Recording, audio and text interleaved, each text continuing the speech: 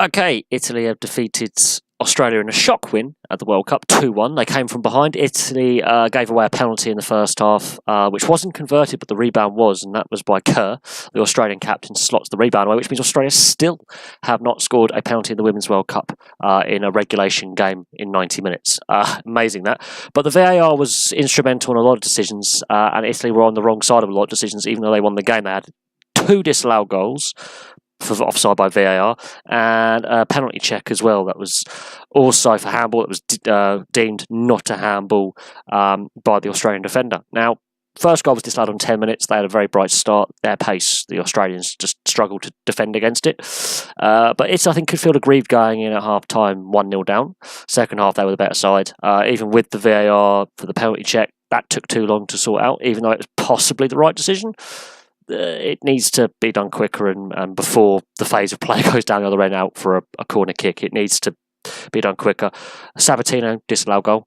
Bonasea got both goals, one on 55 minutes and one right at the death because Australia just defensively looked really bad today. And they've only had 1 clean sheet in 19 World Cup games. So that's not a record that they want to continue. I think their leaky defence is going to be their undoing. The VAR, though, the controversy, we were here last year with the World Cup. They need to sort out the remit of VAR and how long a VAR review can take before it has to be called or it's just waved off. Because the penalty check should have been done before the play even got down the other end. You could see there was appeals by the Italian players for a handball. It shouldn't have taken more than 2 minutes to catch up and go, right now you want to check for a penalty because the phase of play's gone down the other end. There could have been a goal in that. There could have been another foul. I think they have to look at the remit of VAR because we were here last year with the World Cup with the men. And we've had various VAR controversies in various domestic leagues in the last 12 to 18 months, including the Australian A-League where it failed in the grand final. You would have thought they would have worked some of these issues out by the time another major tournament comes around that it's been used in. But overall, I think Italy deserved it. They played much better. Their pace troubled the Australian defence. The first goal for Bonasea comes from a defensive mistake, which is put away brilliantly. Great finish. And the second one, right at the end of the game, in added time.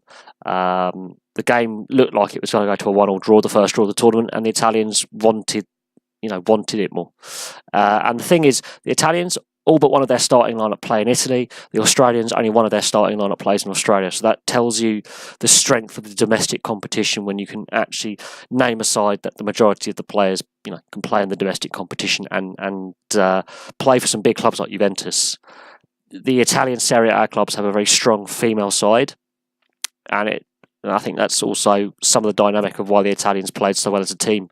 They all play in the domestic league. They play against and for each other, with each other on a weekly basis. They know how each other play. The Australians, while most of them play in America, they looked more disjointed in defence, nervy, less organised, and But this is also the first win where the team classed as the away side in the dressing room have come out and won as well, and it's the second come-behind win of the tournament, and the first time that a team ranked lower than the opposition has won. So Italy have done a lot of things that haven't been done in this World Cup so far, and their 2 goals, what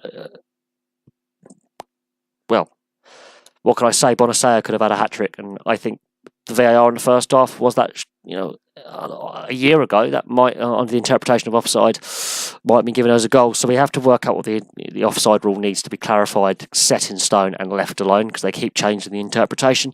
And the use of VAR, well, I think the decisions were probably right. The time taken and how the VAR was used is going to create more questions than answers.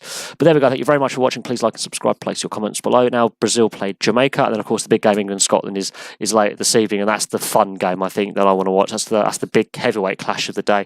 But Brazil-Jamaica at their first World Cup. This is going to be fun. And Marta is on the bench for Brazil. So there you go. There's an interesting one there. Thank you very much for watching. Please like and subscribe. Place your comments below. And I will have some more videos for you very soon.